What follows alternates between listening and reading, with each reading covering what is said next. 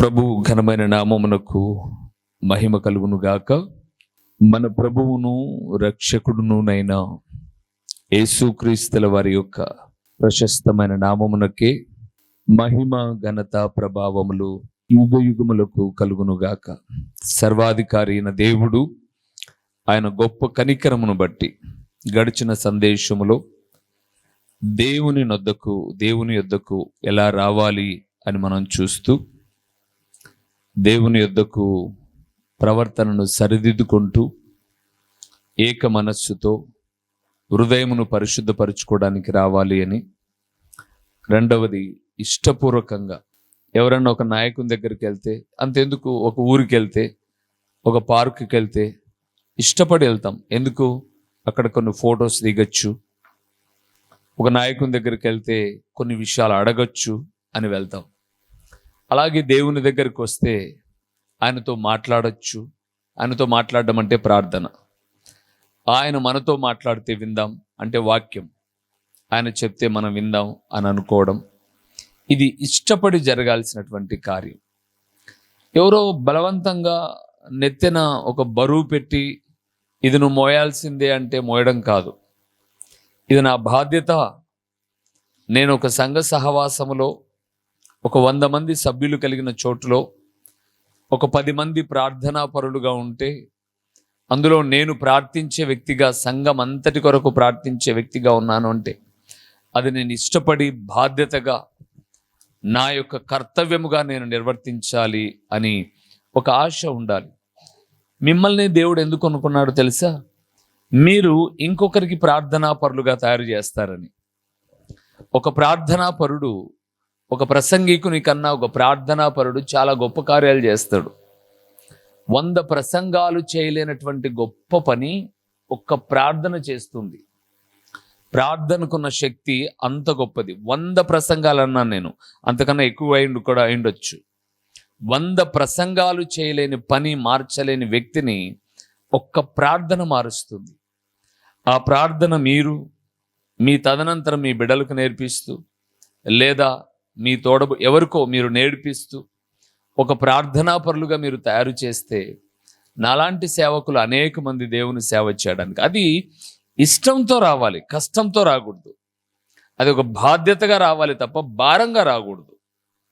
ఆ బాధ్యతను మనం గుర్తించగలిగినప్పుడు దేవుడు నిండారులుగా దీవించేవాడుగా ఉన్నాడు.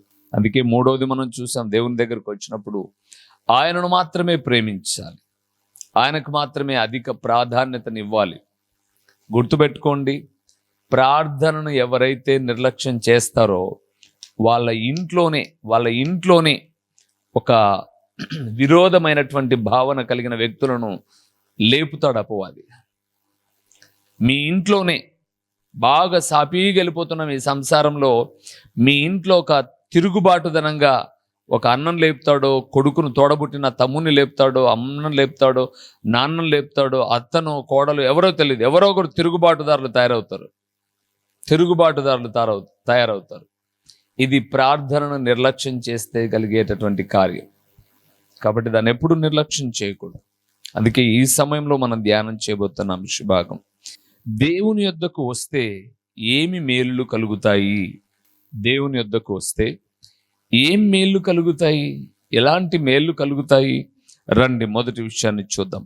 హోషేయ గ్రంథం 6వ అధ్యాయము 747వ పేజీలో, హోషేయ గ్రంథము 747వ పేజీలో 6వ అధ్యాయము మొదటి వచనాన్ని మనం చదువుదాం.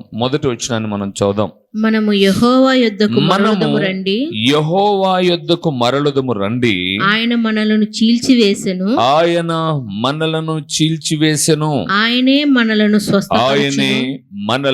స్వస్థపరచును. ఆయన మనలను కొట్టెను.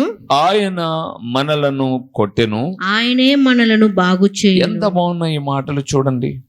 దేవుడు 6వ అధ్యాయం మొదటి వచనాన్ని హోషేయ గ్రంథాన్ని చదువుతున్నప్పుడు, దేవుని యొద్దకు మరలుదుము రండి.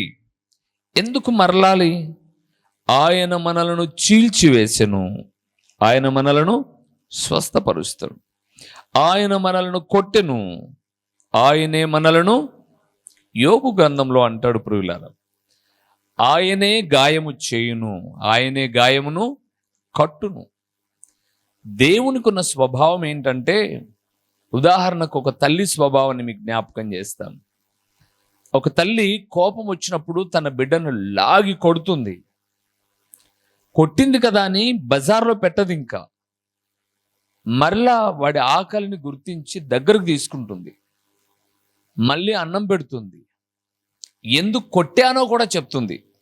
చూడరా, ఇంకోసారి నాకు కోపం తెప్పించుగాకు, నేను ఎందుకు కొట్టాను తెలుసా, నువ్వు బాగా చదవాలని కొట్టాను రా అంటాను. అప్పుడు వాడు సరేలే మమ్మీ అని తింటాడు. అంటే ఎందుకు కొట్టిందో తల్లి చెప్తుంది, మళ్ళీ అన్నం పెడుతుంది. ఎందుకు గద్దిస్తాడో సేవకుడు చెప్తాడు, మరలా వాక్యం చెప్తాడు. కానీ దౌర్భాగ్యం ఏంటంటే, బిడ్డకు తల్లి నచ్చుతాడు, కానీ గద్దించిన సేవకుడు మాత్రం ఏమండి నచ్చడు.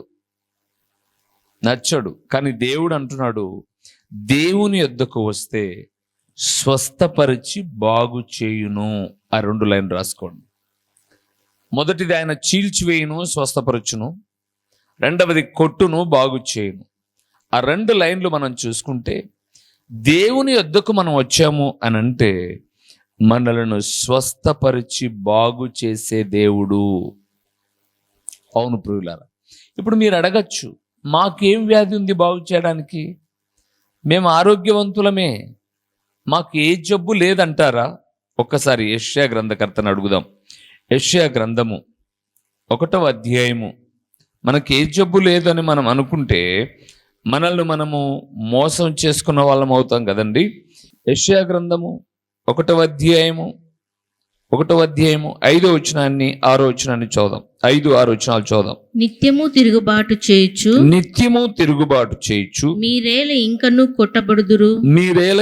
కొట్టబడుదురు. ప్రతివాడు, చూసారా, ప్రతివాడు నడినెత్తిని వ్యాధి కలిగి ఉన్నాడు. ప్రతివాని గుండె బలహీనమయ్యను. అరకాలు మొదలుకొని తల వరకు స్వస్థత కొంచెమైనను లేదు. ఎక్కడ చూచినను గాయములు, దెబ్బలు, పచ్చిపుండ్లు, అవి పిండబడలేదు, కట్టబడలేదు, తైలముతో మెత్తన చేయబడలేదు. చాలు ప్రియులారా, ఏంటట, ప్రతి వాడు నడినెత్తిన వ్యాధి కలిగి ఉన్నాడు అన్నాడు. ఏ వ్యాధి?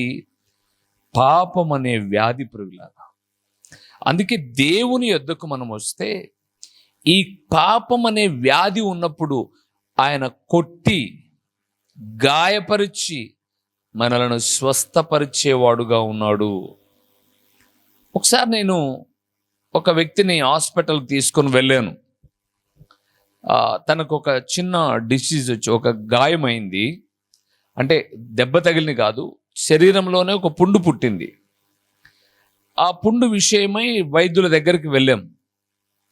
ఆ వైద్యుడు ఏం చేశాడు అంటే, ఇప్పుడు లేడు, ఆయన చనిపోయాడు. ఆ వైద్యుడు ఆయన ఏం చేశాడంటే, ఏ పుండు అయితే ఇతనికి పుట్టింది దేహంలో అని చెప్పేసి తీసుకుని వెళ్ళానో, ఆ పుండును ఇంకా పెద్ద చేశాడు ఆయన. ఆ యొక్క పుండును ఇంకా పెద్ద చేశాడు. అంత చిన్నగా ఉంటే దాన్ని కత్తి చేత కోసి దాన్ని ఇంకొంత వెడల్పు చేశాడు. నేను అన్నాను, ఏంటి సార్, అతనికేమో అక్కడ మాత్రమే ఉంది పుండు, మీరు ఆ చుట్టూ కూడా గాయం చేశారేంటి అని అడిగాను. ఆయన అన్నాడు, ఈ చుట్టూ కూడా ఇది అల్లుకుంటుంది. నేను ఇప్పుడు గాయం చేస్తున్నప్పుడు ఆ వ్యాప్తి చెందేటటువంటి చీము చెడు అంతా కూడా ఇప్పుడే బయటకు వచ్చేస్తాయి. నేను వేసే మందు ద్వారా అది విస్తరించుకోకుండా బాగవుతుంది అని అన్నాడు. అంటే నేను ఇక్కడ ఏం జ్ఞాపకం చేస్తున్నాను అంటే, ఒక వైద్యుడు గాయము ఇంకా వ్యాప్తి చెందకుండా ముందే గాయాన్ని ఇంకా వెడల్పు చేసి మందు వేస్తే, సృష్టికర్త అయిన దేవుడు ప్రియులారా నిన్ను గద్దించకుండా, కొట్టకుండా, అంటే హెచ్చరికలు చేయకోకుండా, మందలించుకోకుండా నీలో ఉన్న పాపము బయటకు వచ్చే అవకాశము లేదు. అందుకే దేవుని యొద్దకు వస్తే ఆయన స్వస్థపరచడం మాత్రమే కాదు, రెండవది బాగు చేసేవాడుగా ఉన్నాడు. బాగు చేస్తాడు ప్రియులారా. ఈరోజు చాలా కుటుంబాలు బాగులేవు. ఇదిగో నేను జ్ఞాపకం చేస్తున్నాను, నీ కుటుంబం బాగలేదా? కట్టుకోవడానికి సూత్రం ఏదైనా ఉంది అంటే ప్రార్థన, ప్రార్థన ప్రియులారా. మా జీవితంలో మేము ఎన్నో అలాంటి అనుభవాల గుండా వెళ్తూ ఉన్నాం. ఎందరో చెప్పిన సాక్ష్యాలు వింటూ ఉన్నాం. పాడైపోయిన మా కుటుంబాన్ని కట్టుకున్నది ప్రార్థనే. విరోధమైన భావాలతో వెళ్తున్న మా కుటుంబం నిలవబడింది ప్రార్థనే అని ఎందరో తల్లులు సాక్ష్యం ఇస్తూ ఉంటే, ప్రార్థనేనయ్యా మేం చేసింది, ఇంకేం చేయలేకపోయాం. నిత్యము ఆయన పాదాల చెంత గోజాడం, ఉపవాసం ఉన్నాం, కన్నీళ్లు కార్చాం, అనేక దినాలు ఎదురు చూసాం. మేలు కలిగింది, మేలు కలిగింది. ప్రభునందు ప్రియులారా, ప్రసంగము చేయలేని పనులున్నాయేమో కానీ ప్రార్థన చేయలేని పని అంటూ ఏది కూడా లేదు. అందుకే జ్ఞాపకం చేస్తున్నాను, దేవుని యొద్దకు వస్తే ఆయన స్వస్థపరిచి బాగు చేస్తాడు. రెండవది ఏం చేస్తాడో చూపిస్తాను మీకు. మత్తయి రాసిన సువార్త, ఇది మనకు బాగా కంఠస్థ వచ్చిన వాక్యమే. 11వ అధ్యాయము 28వ వచనం. దీన్ని బైబిల్ తీయకోకుండానే మీరు చదవచ్చు. ప్రయాసపడి 11వ అధ్యాయం 28వ వచనం. ప్రయాసపడి భారము మోసుకొనుచున్న సమస్త జనులారా నా యుద్ధకు రండి, నేను మీకు విశ్రాంతి కలుగజేతును. చాలు ప్రియులారా. రెండవది యేసు ప్రభుల వారి ఆహ్వానం ఇది. ప్రయాసపడి భారము మోసుకొనుచున్న సమస్త జనులారా నా యుద్ధకు రండి. ఏం చేస్తావు ప్రభు అని యుద్ధకు వస్తే? నేను స్వస్థపరుస్తాను, బాగు చేస్తానని గడిచిన మొదటి మాటలో చూసాం. రెండవది, ఆయన యుద్ధకు వస్తే ఆయన ఏమిస్తాడట? విశ్రాంతి. విశ్రాంతి. అవును ప్రియులారా, ఈరోజు చాలా మంది పడుకుంటే నిద్రలు రావట్లా. పీడకలలు కాదు, వారు చేసిన పాపాలు వెంటాడేవి కొందరైతే, చేసిన అప్పులు గుర్తుకొచ్చి కొంతమందికి నిద్ర రాక, తప్పులు గుర్తుకొచ్చి కొంతమంది నిద్ర రాక, పిల్లల భవిష్యత్తు గురించి నిద్ర రాక ఎరుగుతూ అనేక మంది బాధపడుతున్న వాళ్ళు ఉన్నారు. అయితే దేవుడు అంటున్నాడు, ఆయన యుద్ధకు వస్తే ఆయన విశ్రాంతినిస్తాడట. అసలు విశ్రాంతి లేకుండా చేసేది ఏంటి? ఒకసారి మీరు చూడండి, యెషయా గ్రంథంలో ఆ మాటలు రాయబడి ఉన్నాయి. ఒక మనిషిని విశ్రాంతి లేకుండా చేసేది ఏంటి అని 14వ అధ్యాయానికి మనం వెళ్తే, యెషయా గ్రంథము 14వ అధ్యాయము 3-4 వచనాలు విశ్రాంతి లేకుండా చేసే విషయాలు అక్కడ ఉన్నాయి. చూడండి, 3-4 వచనాలు కలిసి ఉన్నాయి. నీ బాధను నీ ప్రయాసమును నీ చేత చేయింపబడిన కఠిన దాస్యమును కొట్టివేసి యెహోవా నిన్ను విశ్రమింపజేయు దినమున నీవు బబులోను రాజును గూర్చి అపహాస్యపు గీతం ఎత్తి ఇలాగున పాడుదు. చాలు. ఏంటట? విశ్రమం లేకుండా చేసేదేంటి? మొదటిది నీ బాధను. అవును ప్రియులారా, మనస్సులో బాధ ఉంటే విశ్రాంతి దొరకదు, నిద్ర రమ్మన్నా రాదు. కడుపు నిండకపోయినా నిద్ర వస్తుంది, కానీ మనస్సులో బాధ ఉంటే నిద్ర రాదండి. చాలా ఆలోచనలు. ఈరోజు అనేక మంది ఆలోచించి లేని అనారోగ్యాలను తెచ్చుకుంటున్న వాళ్ళు చాలా మంది ఉన్నారు. అందుకే విశ్రమం లేకుండా చేసేది మొదటిది బాధ, రెండవది ప్రయాస. ప్రభువు లేకోకుండా చాలా ప్రయాసపడుతూ ఉంటారు. ఒకటి గుర్తుపెట్టుకోనండి, ప్రభువునందు నీ ప్రయాస వ్యర్థం కాదన్నాడు, కానీ దేవుడు నీవు సొంతంగా ప్రయాసపడుట వలన ఏ ఉపయోగము లేదు. బైబిల్ చెప్తుంది, ఒకని నిలవబెట్టుటయు ఒకని పడగొట్టుటయు దేవుని వశములో ఉన్నది. కాబట్టి నువ్వు ఏదైనా ప్రయాసపడుతున్నప్పుడు ముందు నీ ప్రయాసను, నీ భారాన్ని ఆయనకు చెప్పి చూడు. అప్పుడు ఆయన నీకు విశ్రాంతిని కలుగు చేసేవాడుగా ఉన్నాడు. అందుకే అంది, మొదటిది బాధ, రెండవది ప్రయాస, మూడవది కఠిన దాస్యమును కొట్టివేసి అన్నాడు. కఠిన దాస్యం, ఇశ్రాయేలీయులు అనుభవించినది కఠిన దాస్యం. ఈరోజు ఇశ్రాయేలీయులు ఐగుప్తు అయినటువంటి ఫరో చేతి కింద కఠిన దాస్యము అనుభవించినట్లుగా ప్రార్థించేవారు సైతం అపవాది యొక్క పాపపు కబంధ హస్తాలలో చిక్కుకొని ఉన్నారు. ఎంతమంది అండి సునాయాసంగా డబ్బులు వస్తున్నాయని పాపం చేస్తున్న వాళ్ళు, భర్తకు దూరమై పాపం చేసేవాళ్ళు, భార్యకు దూరంగా పాపం చేసేవాళ్ళు, ఓ విచ్చలవిడి పాపం. మొన్నటి దినాన మేము ఈ సుదూర ప్రాంత దుబాయ్ పర్యటనకు వెళ్ళినప్పుడు కొన్ని ప్రదేశాల్లో మేము తెలుసుకున్న విషయం ఏంటంటే పాపం చేయడానికి కూడా లైసెన్సులు ఉన్నాయి. ఇప్పుడు ఉదాహరణకు బాంబే అనబడే నగరంలోనికి వెళ్తే కొన్ని ఏరియాస్ ఉన్నాయి, రెడ్ లైట్ ఏరియాస్ అని, పాపానికి నిలయాలు.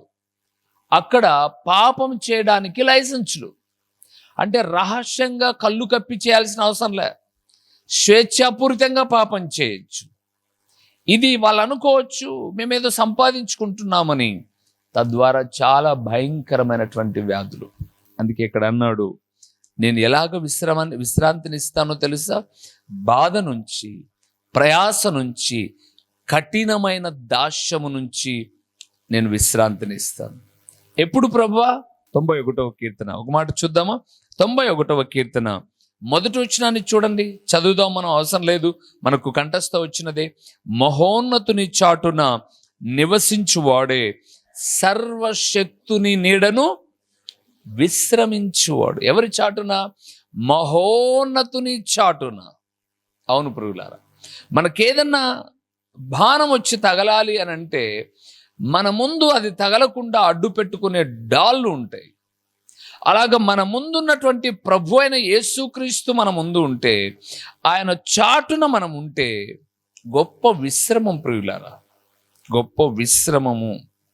అందుకే అక్కడ రాయబడిన మాట చూస్తే మహోన్నతుని చాటున నివసించు వాడే, ఇంకెవడు కాదు, సర్వశక్తుని నీడను విశ్రమించువాడు. అందుకే జ్ఞాపకం చేస్తున్నాను, ప్రయాసపడి భారము మోసుకొనుచున్న సమస్త జనులారా, నా యొద్దకు వస్తే మీకు విశ్రాంతి. ఎలాగంటే విశ్రాంతి? బాధ నుంచి, ప్రయాస నుంచి, కఠిన దాస్యము నుంచి విశ్రాంతి.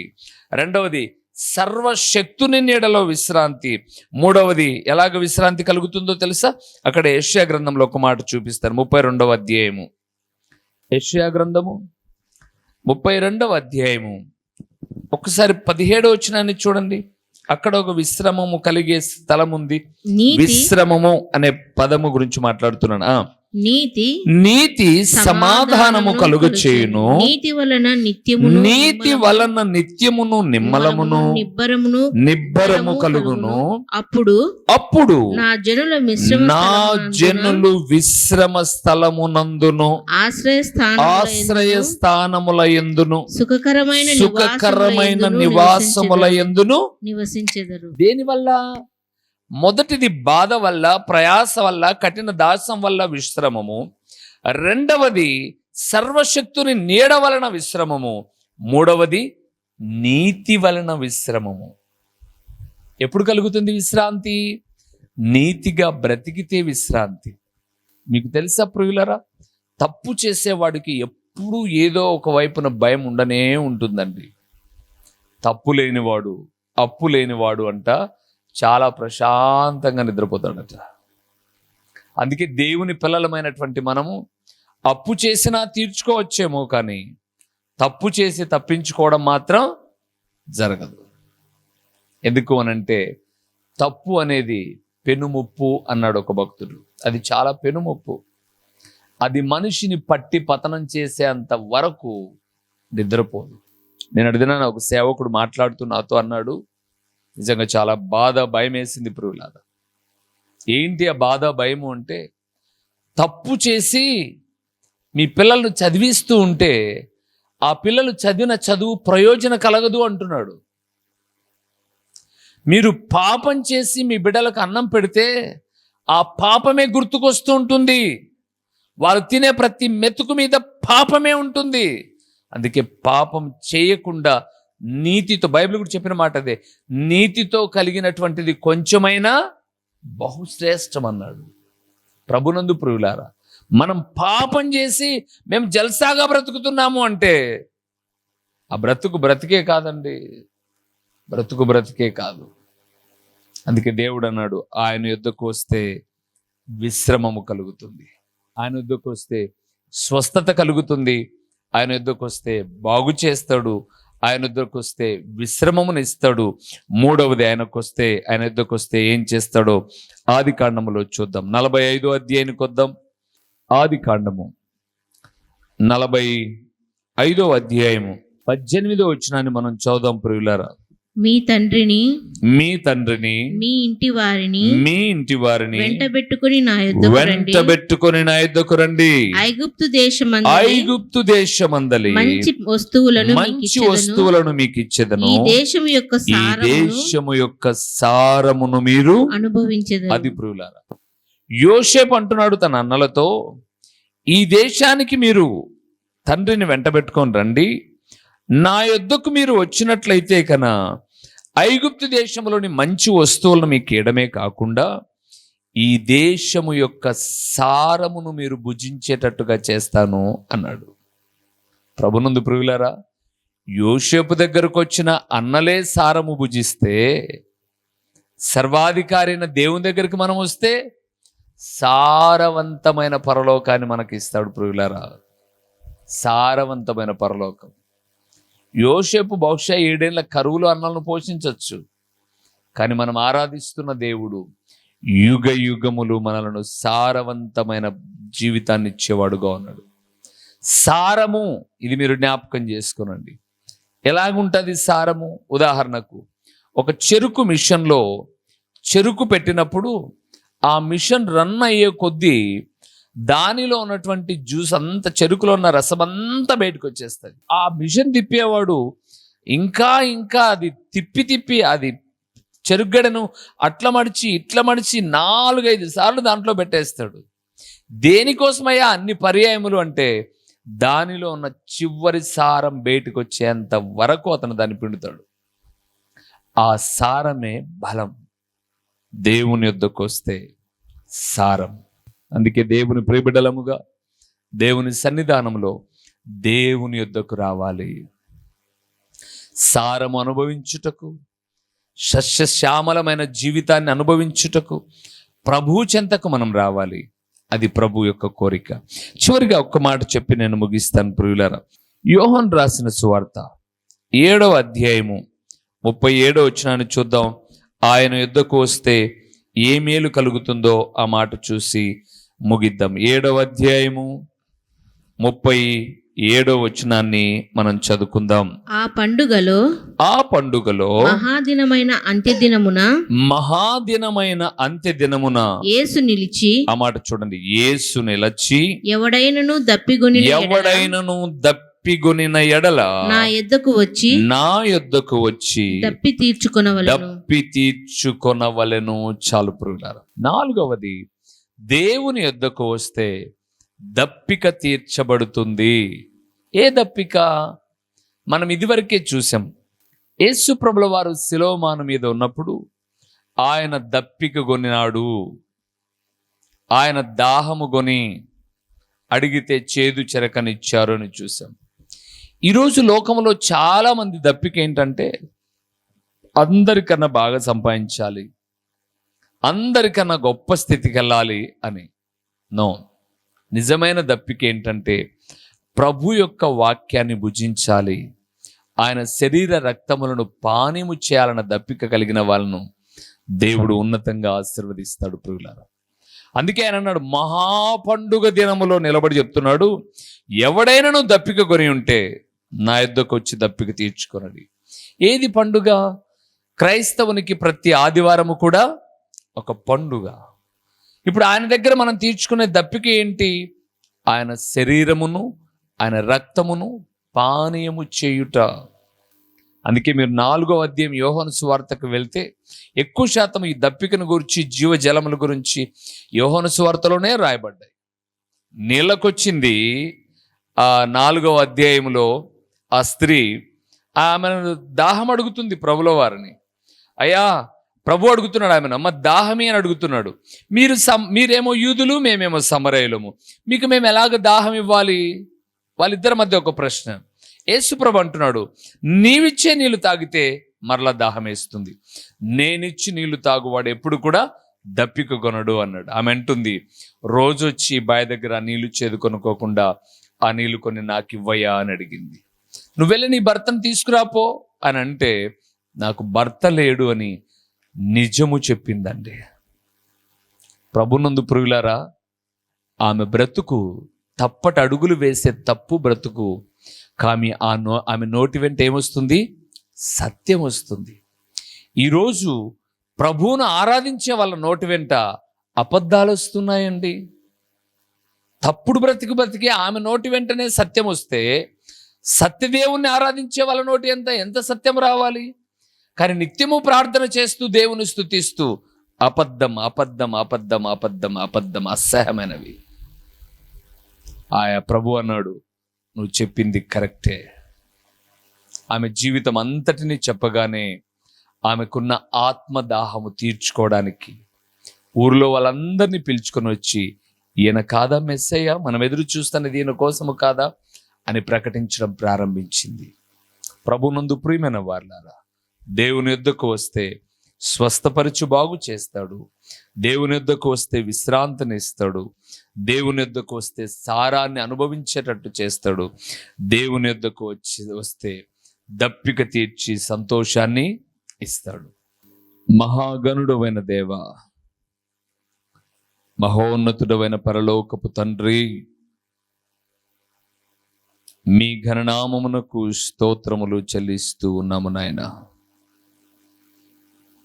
దేవుని యొద్దకు రండి, అప్పుడు ఆయన మీ యొద్దకు వచ్చును అని యాకోబు భక్తుడు అంటున్నాడు. మీ యొద్దకు వస్తే ఏ మేలులున్నాయో నాతో మాతో మీరు సూటిగా మాట్లాడారు. మీ యొద్దకు వస్తే స్వస్థపరుస్తానన్నావు నాయన, బాగలేని బ్రతుకులను బాగు చేస్తానన్నావు. నిజమే తండ్రి, బాగు చేసే దేవుడవు నీవు. మీ యొద్దకు వస్తే విశ్రమమును అనుగ్రహిస్తానన్నావు. తండ్రి, మీ యొద్దకు వచ్చి విశ్రాంతిని అనుభవించినట్లు సహాయం చేయండి. మీ యొద్ద సారవంతమైన జీవితం ఉంది. మీ యొద్ద మా ఆత్మకు కావలసిన దప్పిక తీర్చబడుతుంది. కావున తండ్రి, ఈ వాక్యమైన బిడ్డలు ప్రకటించే దీన సేవకుడు ఎల్లప్పుడూ మీ యొద్ద నివసించినట్టు, మరియవలే మీ పాదాల చెంత నివసించినట్లు తండ్రి మీరు కృప చూపండి.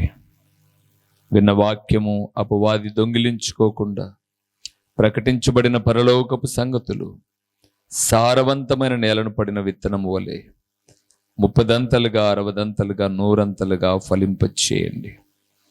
ఇంతవరకు మీ సన్నిధిలో చేసిన ప్రతి ప్రార్థనలు విన్న దేవుడు అయినందుకై స్తుతులు చెల్లిస్తూ, మరింతగా మా ప్రార్థనా జీవితాన్ని మెరుగుపరిచి మీతో సహవాసాన్ని పెంపారించుకున్నట్లు సహాయం చేస్తూ రమ్మని ఎంతైనా నమ్మదగిన దేవుడవైన మీకు స్తుతులు చెల్లించుకుంటూ, ఈ మనవులన్నీ కూడా మా ప్రభువును మీ ప్రియ కుమారుడును నైనా యేసుక్రీస్తుల వారి యొక్క ప్రశస్తమైన నామములో దీన మనస్సుతో అడిగి పొందియున్నాము తండ్రి, ఆమేన్. మా చిరునామా దైవజనుడు బ్రదర్ ఓ రూబేన్ గారు, క్రీస్తు ప్రార్థనా మందిరం, డోర్ నెంబర్ 1-10-386, నగరిగుట్ట, పులివెందుల, కడప జిల్లా. మీ ప్రార్థనా అవసరాల కొరకై సెల్ నంబర్ 9989067409.